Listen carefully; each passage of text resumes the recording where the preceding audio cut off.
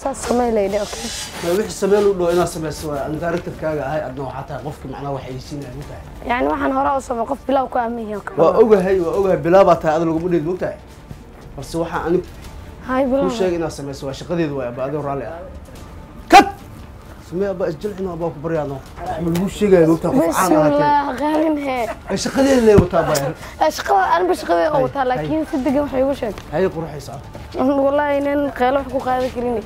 أقعد أي قاعد كرتمله والله. معنا ضدك عنك يا سوامع. ضدك عنك يا سوامع. أيوه أي تجري.